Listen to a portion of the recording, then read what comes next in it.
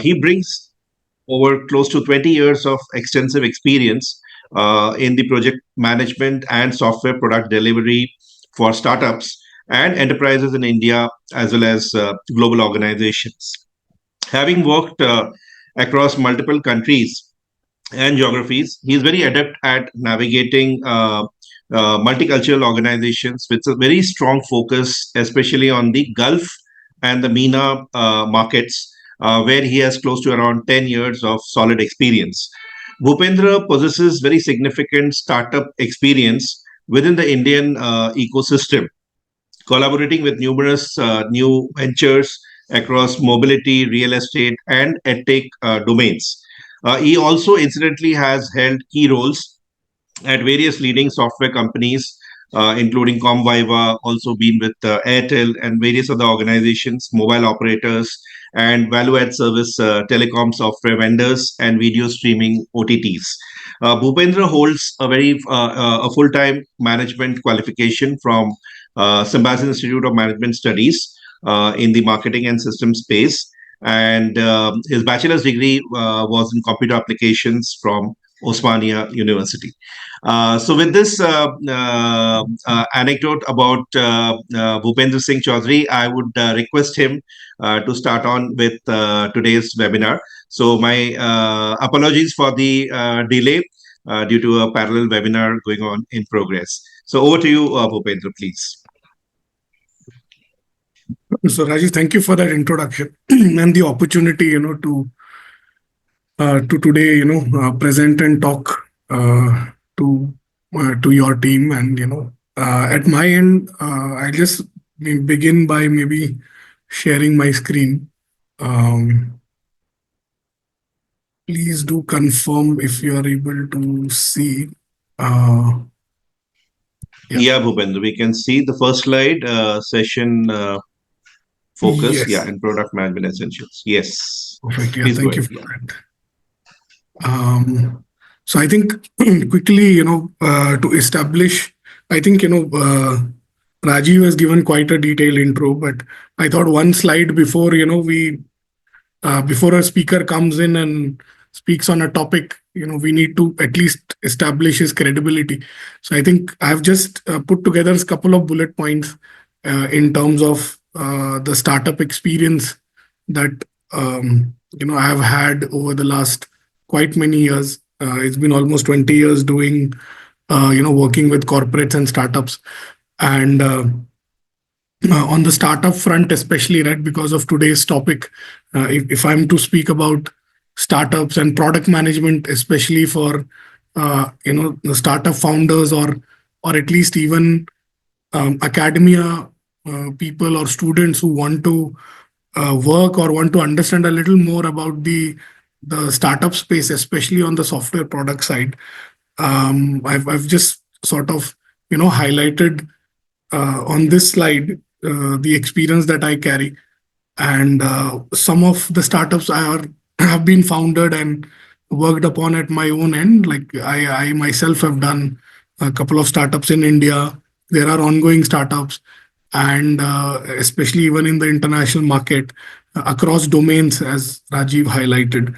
And I also have some exposure on the funding, angel network, that aspect of in the Indian startup ecosystem. So, and currently as a company also at Trifactorial for the last 6 years, we've been working with multiple startups, multiple founders, trying to build out their software products, and all the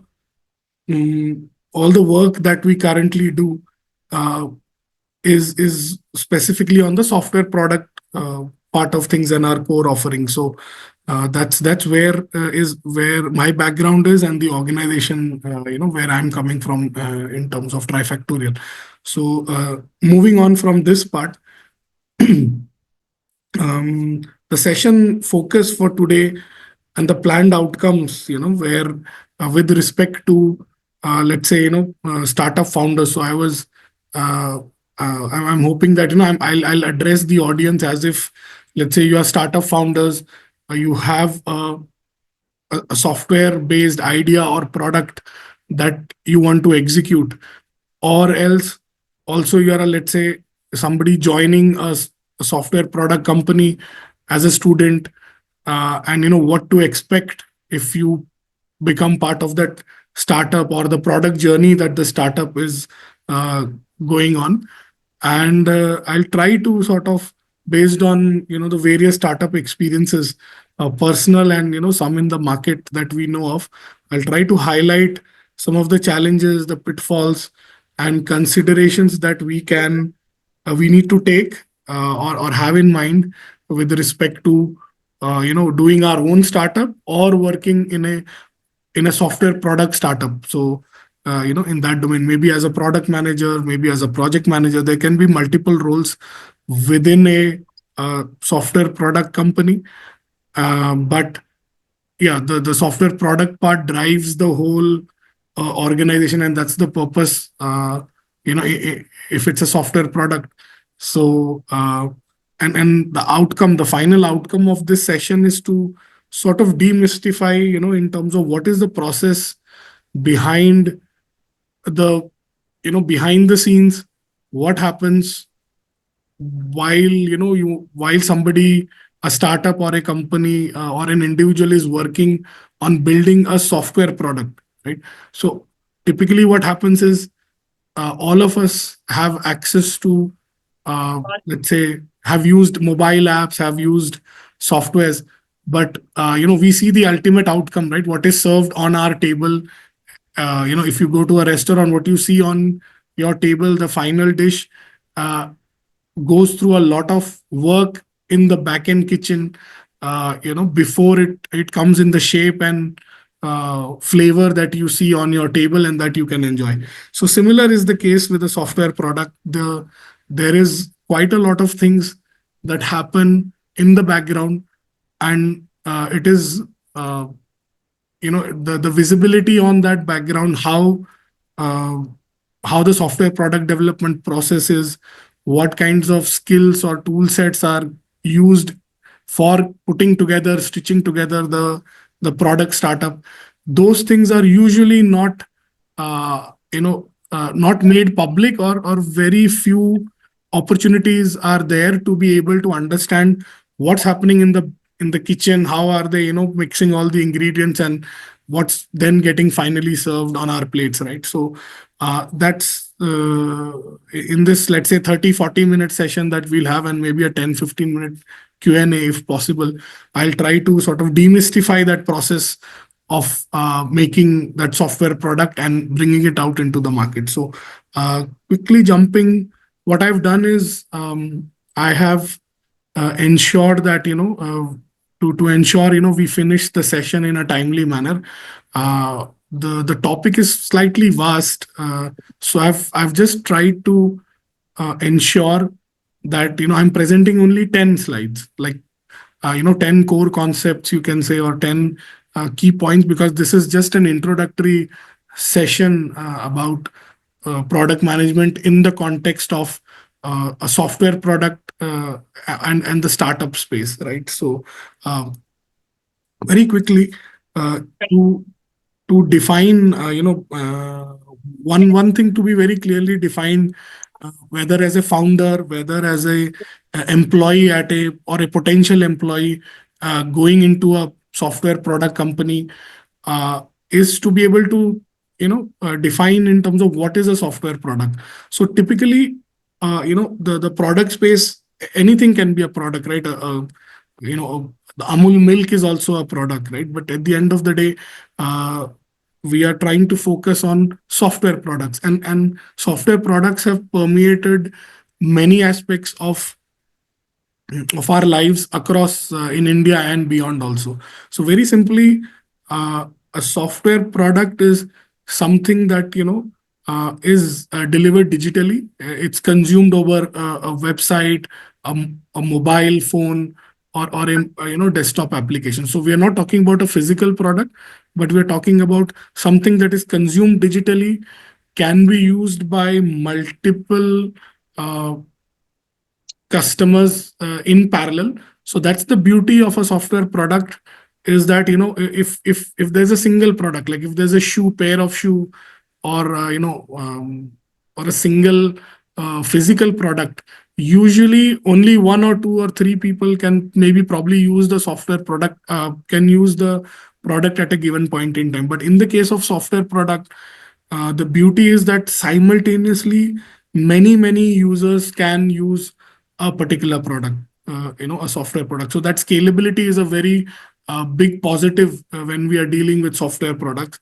The other bit is, a software product is evolves continuously, in terms of, there are updates, there are features, there are bug fixes uh, to the product, and it sort of continuously evolves. You can add bells and whistles to a software product. It has a certain life cycle, which I'll cover in my next slide. So that is the defining aspect. The first 3 points that I've highlighted here are the defining aspects of what is a software product.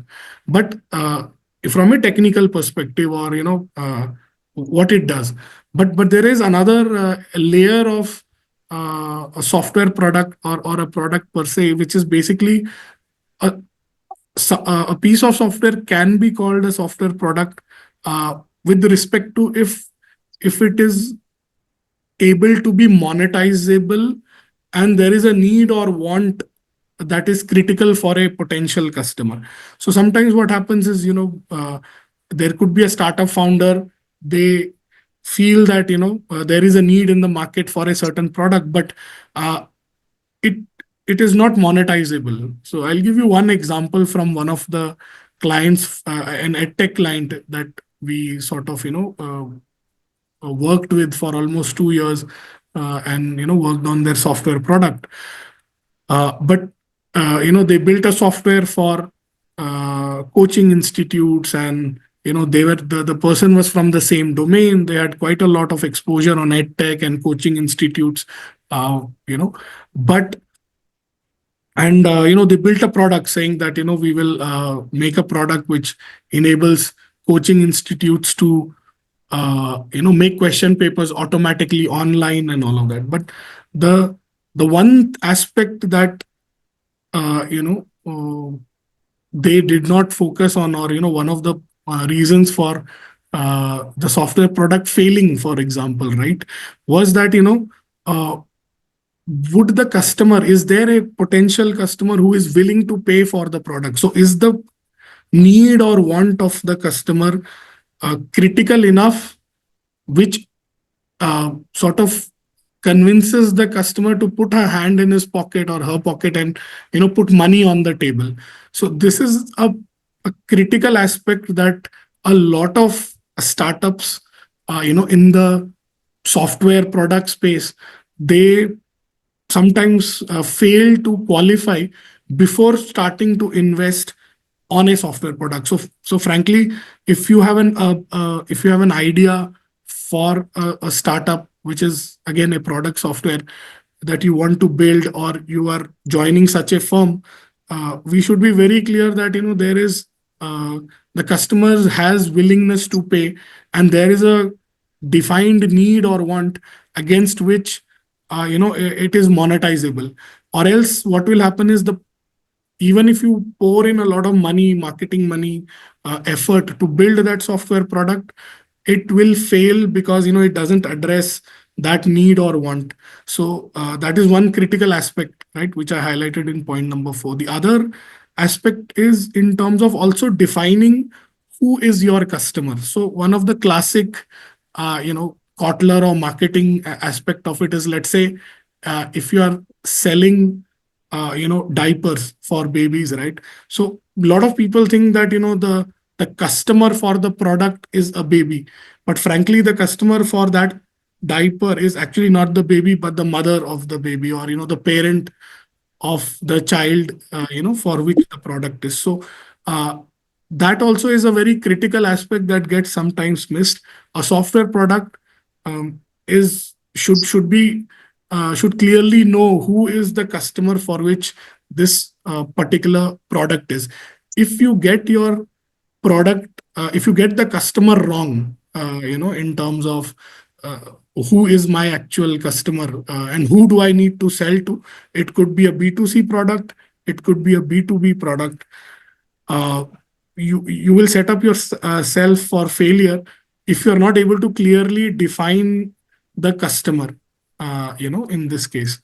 So this is again just an over, and we have many examples of a software product that we all use in our daily lives. It could be a NDTV news app, it could be a communications app like WhatsApp, entertainment apps like Netflix and also. This is typically, for the purpose of this webinar, and to lay the boundaries and framework, this is what a software product is. And with this introduction, we will be covering the rest of the aspects in this, in the slides that we are looking at. So quickly, typically what happens is, one aspect that needs to be understood, especially by a startup founder, or somebody who's early with an idea, early with a product idea or a product execution, is that there is a life cycle, uh, you know, uh, for a product to be born, basically.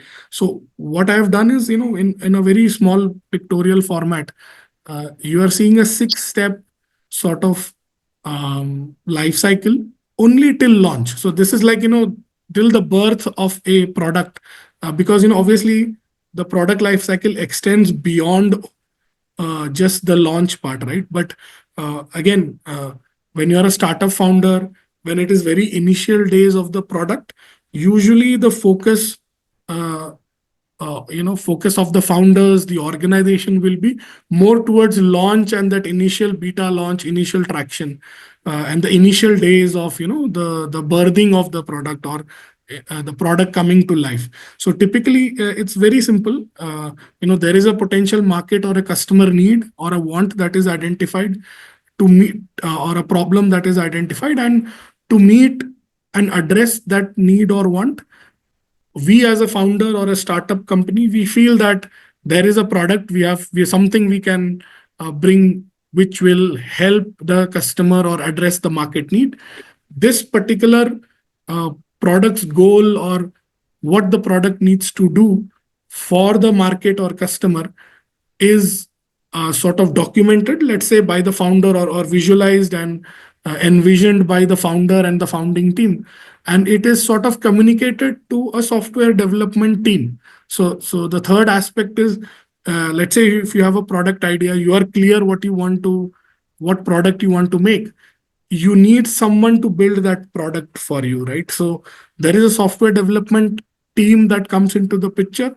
Some of the startups, they have a founder who is himself or herself a software, from the software development domain. So it could be an in-house software development team, or it could be an outsourced software development team, like Trifactorial and many such software development companies can be hired, resources can be hired, who can help and work with the founder to make or work upon the product, right? So the founder and the founding team or the product team will sort of give their understanding of what is the need for, or what is the feature set in the product, and they will communicate it to the development team. The development team then works on something like a minimum viable product, right? The baseline product that is there, that is defined between the product or the business team and the development team. They agree that, okay, we will have a baseline product, and that's what is called the MVP. So it's always best, especially again in a startup scenario and a software product scenario, to sort of build and focus on trying to deliver an MVP which can be validated by a initial beta launch, or initial limited launch with a set of customers. Uh, and I'll give one more example here with respect to one of our same clients in the edtech domain. We the client, and a lot of startups do this mistake, right? The founders, they are more focused on trying to bring the perfect product or the perfect experience to the market, And what they do is they keep iterating incrementally. Even if 80% of the product is ready, they don't launch. What they do is they say, "Nahi, let me do another round of development. Let's say we do one more, two more, 3 more months of development, and from 80% let's reach 90%, 95%, 99%." So um, this sort of the quest for launching the perfect product uh, sometimes delays the launch of a product for quite some time. And in our case, for example, as I said, again, sharing practical experience, the client was, even though we all agreed that the minimum viable product has been achieved and is ready to be put to beta customers, they were like, "No, we want the customer to have the best experience first time. First impression is the best impression, or first impression is the last impression." And ultimately, the launch of the product got delayed for more than 6 to 9 months. And by that time, additional competition had come into the market. The clients had moved on to other competitive products. And also, it's very critical to define the MVP part, put it into a quick beta launch, with a limited set of potential customers. And once you have the product refined with your initial sort of closed beta group, you can go ahead and say, "Okay, we have launched the product," and then make it publicly available, do some marketing noise depending on what budget you have, and take the product to a formal commercial launch and announce it to the outside world. So this is again typically uh, the product life cycle till launch that I've sort of covered. Jumping to slide number 3, um, we spoke about a software product. We also went through, let's say, a typical product life cycle for launching a software product. But then what is software product management, and why it is critical, or how it is relevant to a startup founder, right? So typically in this, defining what the software product is and what will be our product offering, and also being able to take the product from that idea or customer requirement part to a launch, this needs to be managed in the initial stages very closely by the startup founders, or product managers, if the organization has product managers on board from day one. uh, and this whole aspect of is called software product management. And this is very critical for, even if you are a non-tech, somebody who is not from the background of software or technology. It doesn't matter if you have certain domain experience. It is in today's time, it is easy, or it is possible to launch a software product, but you should be aware about the management aspects of how to go about managing the software product. So you don't need to be a coder, you don't need to be a developer, but there are aspects to managing the team, managing the resources, which require uh, the founder or the founding team to have understanding of what encompasses software product management, right? So typically these are the points that I have laid out. Uh, from, let's say, 1 till 5, and 6 also, right? Till 1, from 1 to 6 is the typical, again, life cycle kind of thing. There's a vision and strategy. There's some customer and market insights that you capture. There is a typical life cycle and roadmap that the product will have, and there will be interdepartmental and cross-functional, internal as well as external stakeholder collaboration to try and get the product developed and get it to market and launch, and sort of scale it up. And once a product is launched, there is the sixth aspect, which is with respect to performance monitoring. Is the product doing well? What's the initial customer feedback and all?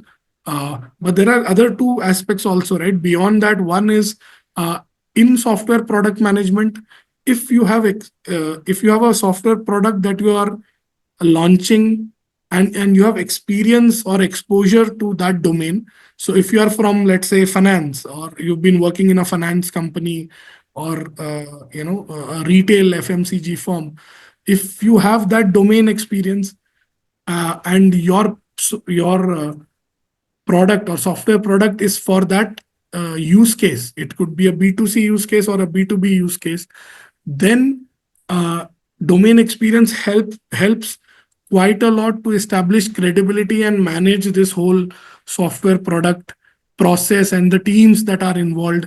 It is good and very strongly advisable to have, as a startup founder, if you're wanting to launch a software product, to have some exposure to to that particular domain, or at least have people on your team who have exposure to that domain, which will give you credibility also, and it will help you launch the product on a timely basis. So one of this domain experience part, I'll just try to highlight why it is critical, especially even in the context of building a software product. We worked with a healthcare startup, uh, which was in the health tech space, and they built software for uh, clinics and hospitals and all.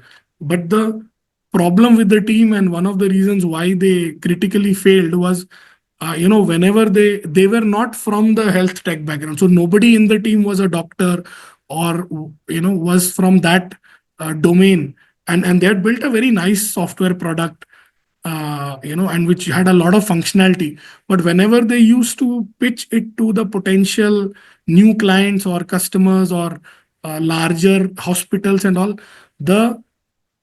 the client, you could sense that this person is not from that particular domain, and that sort of hindered a lot of credibility crisis while selling the product and trying to understand additional features that the client was asking for in the software product. So domain experience is definitely, which could be that founder's own experience or the founding team's experience. So if I'm a founder, I don't have health tech experience, I can bring a co-founder, I can bring advisors, but definitely it is required that you should have somebody on board who has that domain experience. The other bit is, not to wait, as I highlighted, not to wait to launch the perfect product, right? That is also one aspect of software product management, where you should be comfortable putting a product which is go to market, which is 70-80% also built, so that at least you can launch and get feedback from the customer, and then incrementally build on top. Moving on to the next point, um, in the current software development environment that we have, and the industry that is there, uh, the software uh, product development, if you want to get it done, or you want to do it yourself with your team or third party software companies, it is very critical to understand the process of how software gets developed, or what is the process of cooking together and mixing the ingredients to come out with the software. And the most popular framework which the startup founder will encounter, or an individual will encounter if interacting in the startup ecosystem, or a startup company, will be wherever they are building a software product, you will encounter this agile scrum framework, which is the most common methodology which is used by everyone in the market today for stitching together a software product.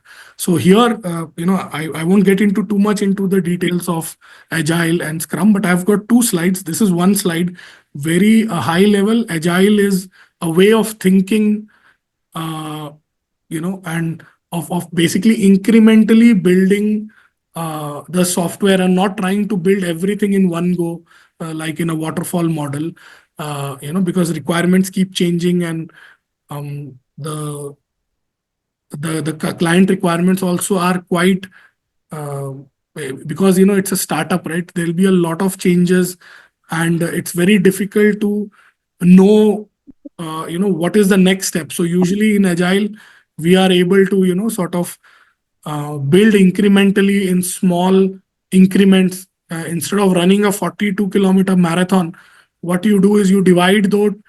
You will run your marathon of 42 kilometers, but what you will do is you will divide them into bite-sized modules of, let's say, 1 or 2 kilometer each. So you run 1 kilometer per day for 42 days and you finish your marathon, rather than trying to finish the complete marathon running in one go. So typically that is what agile is. There are more details and about there's a lot of details available about agile and scrum, and it is the most used framework. And as a startup founder, uh, or a startup employee also, you will encounter agile and scrum in any of the startup environments. And there are in agile scrum, there are stakeholders. So which I have sort of tried to capture in this particular slide. Very simply, an agile team is like a cricket team, and there is a product owner who acts like the captain of the team, and that person is responsible for the outcome, and trying to maximize the all the individual players, and maximize the outcome of the game. So that's the product owner who is part of the sort of agile, scrum team. And there is a every team has a coach, so there is a scrum master who is the coach of the team, and then there are individual team members within the team. So there will be developers, designers. So this is basically the scrum team. And but the scrum team is responsible to, and address it, and they need to manage the expectation of the various other product stakeholders, right? So it could be the sales team, the marketing team, the management of the company. So the scrum team interacts with all of these other stakeholders, and this is the layout of uh, the various players in a scrum team, and the whole ecosystem of trying to build software uh, through the agile and scrum process. So it's just not the developers or the scrum masters, but there are various other product stakeholders. And uh, in this agile and scrum methodology, if we look at the resources and the team members that are there, even students or freshers who join organizations, they will they will interact with. There are roles across all of these teams, right? So there could be, you could be in the sales team, but you will come across uh, a product owner that you need to interact with, wherein you need to tell them what is your requirement. Or you could be in the marketing team of a organization, but you will you might have a requirement or development requirement which will be fulfilled by the scrum team, and you will need to interact with them. So there are opportunities in startups uh, in both types of roles. You could be a member of the scrum team by being a product manager or a project manager. They are also very close elements or members of a scrum team when they interact, the product owner especially. Or you could be outside of the scrum team, but you will, for your daily day-to-day work, you might need to interact with you will definitely need to interact with the scrum team. So that's the stakeholders that I've just laid out very quickly. uh, Moving on, one of the critical aspects that is again coming from the startup founder perspective, prioritization of certain features and requirements is a very key skill set, or uh, requirement, because of which the success or failure of a startup product or a startup organization itself uh, depends on the ability to be able to prioritize in terms of what is more important and what can be pushed back for later. The prioritization part is applicable to all organizations. I'm sure it's applicable to even large enterprises, medium enterprises, old businesses that have already been established. But in the case of startups and wherein you have limited budget, limited money, and the maybe you have only 4 or 5 people on the team, and there are many pulls and pushes. Prioritization is very critical to ensure timelines are met, are realistic in terms of what is getting developed, budgets are respected, you are able to do within budgets. Or else what will happen is, if you're not able to prioritize uh, the features and requirements for the product, uh, you run the risk of going over budget, and frankly, the startup itself may die if you are not able to prioritize clearly. And there are a lot of these matrices and frameworks that are there, right from a Moscow model, RISE framework, and there are tons of these more frameworks which startups as well as other organizations use. So in product management, this for a startup, prioritization part is very critical in terms of the ability to be able to prioritize is a critical aspect that sometimes gets overlooked by the founders, and they sort of are not able to prioritize clearly what is more important, what is less important. A lot of pulls and pushes. um, Moving on quickly to another aspect is, with respect to product management, it doesn't work in isolation, even in a small organization. So there are aspects of product management which touch upon like a middle layer. So you touch upon the business analysis and requirement gathering part and the project management part, which are very critical to manage the product. So these are critical aspects: project management and the business analysis part of it. And then there is other aspects which are external factors that can affect the product. So those aspects also, the product team, the founding team needs to have consideration of. So one of those, let's say, external. So till now we've covered most of the internal factors, we can say, in the organization, but mm, the external factors are also very critical. So sometimes what happens is, we get carried away by the idea. We are focusing on building our product. We have clarity, but we don't uh, get the time as a startup founder or a startup company to track competition. So we sort of ignore competition, or just saying, okay, because we are busy, we were not able to track competition, and that can be a suicidal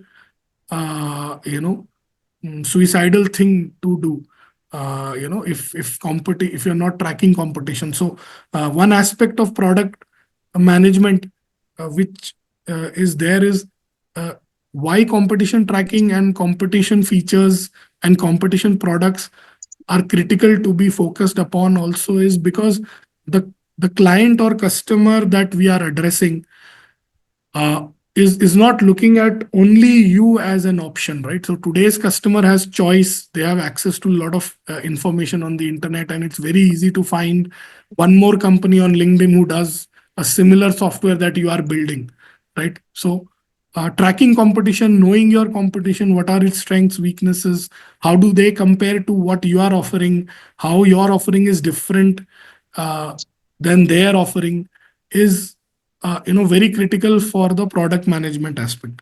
Or else what will happen is you will be building a product without looking at competition for 4 months, 6 months, 9 months, and once you land in the market and go try reaching out to clients and trying to do the beta or even the full launch, you will realize that probably what you have built is something that already there are 5 more companies that are already giving this feature, or one of the companies that didn't have this feature has already cooked up this differentiating feature of yours, which you thought was your hero feature.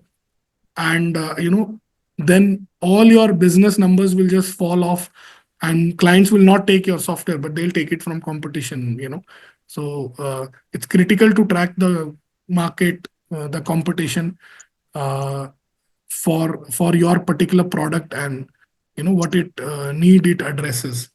The other external One of the other external factors critically influencing um, product management and the art of product management and software product companies is the legal and regulatory aspects. So typically, small startups and even larger startups, right? Startups that have grown large over the years. And I'll give one example here.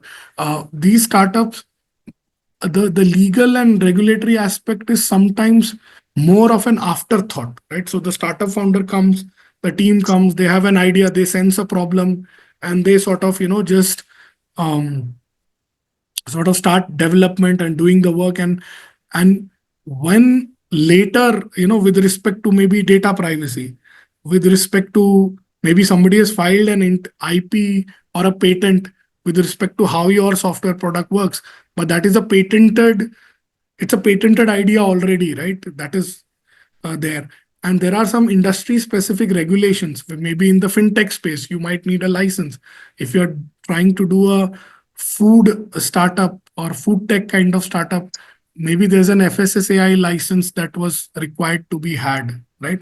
So some of these regulations, regulatory aspects, legal aspects that are there are missed by uh, startups, and they don't delve deeply into that before starting work on on their startup, and a lot of money and effort is invested, and then suddenly you realize this is not legal, or this there is a regulatory aspect to it. So two quick examples I'll share here. One is with respect to uh, gambling. For example, in India is not legal, game of chance. But with respect to, if you see a lot of Dream 11 cricket, skill based games are what are being advertised as skill based games, they are in a regulatory gray area, right? But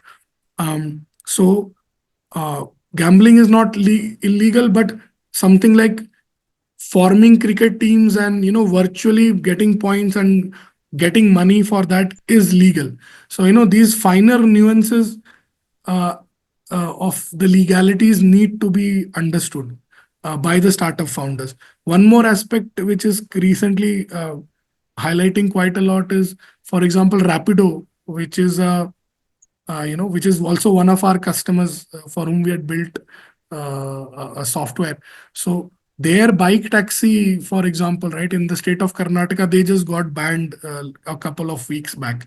The regulatory and legal aspects, even for such a big startup, they have not taken care of, or they have kept it in the gray area. So and that is what has forced them now to sort of on Rapido app, now you get these you can book an auto and you can book a cab. Earlier they never used to have cab bookings or auto bookings, and they only used to do bike taxi, which is two-wheeler booking. But because the two-wheeler bookings and all are in the legal gray zone or a regulatory gray zone, they've been forced to pivot and do auto and car on demand ride hailing features into their product. So it's not that only small startups sort of uh, miss things from a legal or regulatory perspective on purpose, or not unintentionally, but it happens with larger organizations also. So if there is again a startup idea, or you're evaluating a startup, partnering with a startup, or work going to go into a startup, it is better to check about the legal and compliance aspect of that startup idea or product also before moving forward. And the last bit is in the real world, with respect to again product management, trying to put together the startup and launch the product or service. There are aspects to uh, gaps in communication. So I've slightly tried to take a humorous approach to this particular aspect. So if you see onto the right, so let's say there is an MVP that the the founders and the product team is sort of putting together. The market needs something slightly different. There's a slight difference in understanding of what has been communicated to the development team, right? And what is the beta release? It might be different from the actual MVP. The sales team, who is selling to initial beta customers, or even potential customers, they might be overselling the product and its features, right? It may not be able to do 10 things, but a sales guy might just go and pitch 15 things to the client, with the purpose of trying to close the sale, right? So in all of these aspects, from the product part of it, communication is a very critical real world issue that we have seen. If there is a clear documentation, clear requirements that are captured in verbal form, or written form, I would say, right? And if the channels of communication are clear, a lot of the products would succeed. So, or vice versa, a lot of reasons why startup founders, even with a good intention, a good idea in their mind of a product, but they are not able to execute well, or not launch well, or there is a gap, or the startup fails, or the product fails, is because communication is not smooth enough across the various stakeholders, across the internal stakeholders, external stakeholders.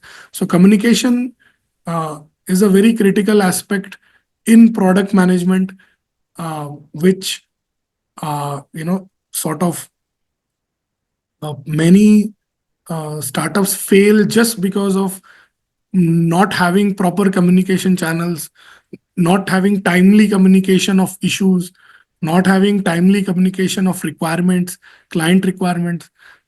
They are sort of not either captured correctly, or nor maybe communicated correctly. So um, so communication is one critical aspect that, if you are looking at product management within the startup, within a product software startup, it needs to be covered. And the founders and the founding team need to ensure that there are very few avenues where miscommunication can happen. So this is a very big real world issue across startups, big or small, even experienced founders, senior people, junior people, it doesn't matter. Communication sometimes can really kill, and it is one of the major reasons for why some startup has failed, or a product idea has failed. So that was my last point with respect to with respect to today's presentation.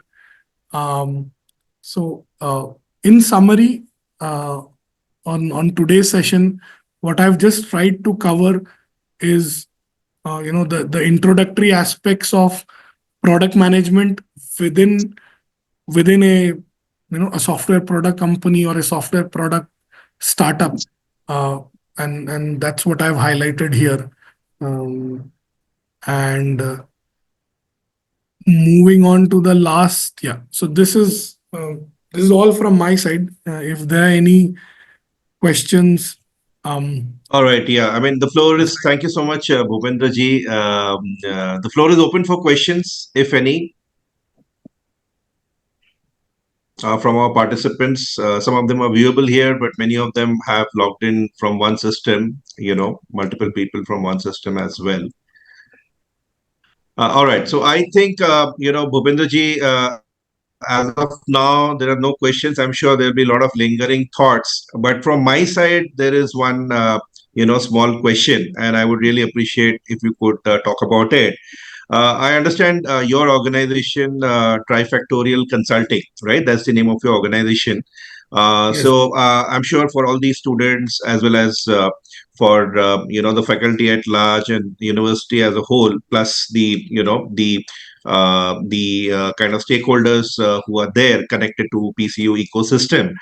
They would love to hear about your organization more at length as to what is the nature of work that you do, and also what is your vision and mission for your organization, where you want to take it forward in this connected with the software development and product software product management space, and also what kind of career opportunities could be available to say students from PCU as well as beyond, from the tech point of view as well as from the techno-commercial management point of view, starting with say internships and moving on to say having a full-fledged requirement and being internalized in your organization. So if you could speak on these lines about your organization as well as the careers that you are looking forward to as far as Trifactorial is concerned, I think that will really throw a huge light with regards to the future of your organization. Yeah. Thanks for that, Rajiv. Mm, I'll just take 2 minutes on that aspect. So at our end, as a company, we focus on software development, uh, especially on the product aspect of it. So whatever clients that we have today are two parts of it. So one is we are developing software products for startups. So if there's Upsidon, there is Ticato that you see here. These are all our clients for whom we are the founders have domain experience. They are strong in the domain, 15, 20 years, 25 years in a particular domain, whether it be ed tech, education, or mobility domains. But they need a software product developed. So Trifactorial comes in uh, as someone with who works with the management, especially on something like management consulting. We sort of consult with the founders, and uh, you know and then we work to try and define what is it the what is the vision of the founder, and how do we translate it into a software product that can be launched by the customer. And we sort of handhold uh, the client, and build out the software for the client. So that is one aspect. As a software development company, we help founders uh, make software products for them. So that is one aspect, who are non-technical but have strong domain experience. So that's one aspect of Trifactorial. The other aspect within Trifactorial is we have our own set of currently we have three products that we are currently working on. So we have a product called Electron, which is an in-house product for mobility domain. We have a property management software, or a property product, which is deployed with a UAE-based client. And we have a product in the works that we are building out, a software platform, which is going to connect the academic world and the corporate world. So it's like you can say LinkedIn for MBAs and management and technology, uh, sort of management and technology sector. So connecting corporates who are corporate means companies and corporate employees with academic institutions and students. So that's Aspire Connect. That's another software product that is in-house. We are building for a sister company, you can say, and we are executing that product.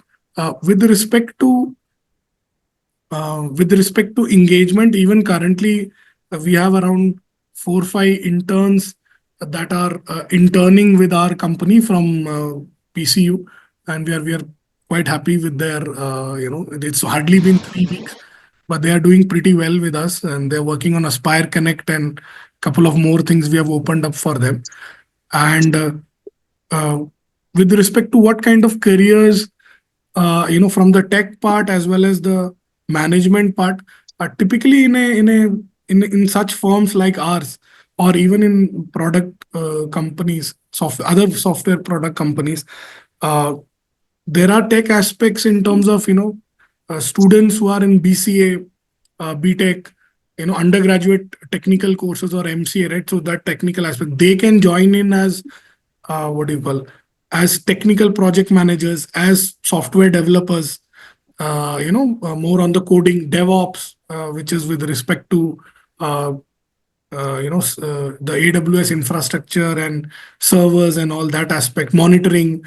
And then there is with respect to quality assurance and testing. So software testing, quality assurance of the software. This is usually typically the tech guys or the tech students, right? Undergrads, and so BCA, MCA, BTech computers. These are the uh, job roles or departments into which students can aspire to join in an organization such as ours, or other product or software companies. There is another aspect with respect to the business part of it. So you have, let's say, BBA students, you have MBA students, right? So usually the BBA, MBA, and management side of students, and even within our organization, our employees who come from that aspect, they come more towards uh, the this sort of area, which is with respect to product management, business analysts.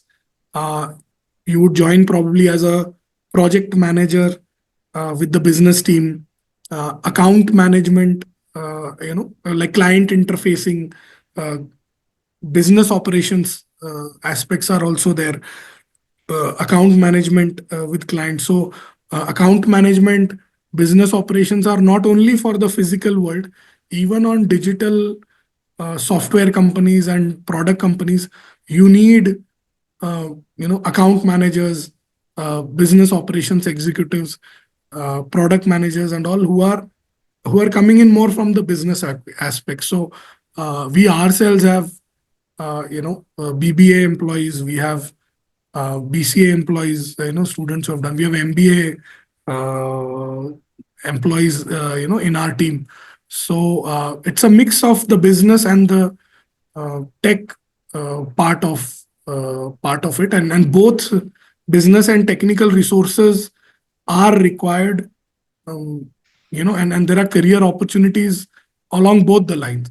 uh, Only thing is, a particular student or an individual, they need to be very clear, what is their strong point. Sometimes students or people misjudge. They think I'm much stronger on technical, but somehow, even if they've done a BCA or MCA, they're not very good at coding. They're average, right? So and the other one is, maybe they think they're very good on the management aspect and all, but they need to fine tune their skills and sort of be very clear, what is that area that they are strong on and are interested in, and can stay interested in for a longer term, because the career is built over years and years, right? So those aspects are critical.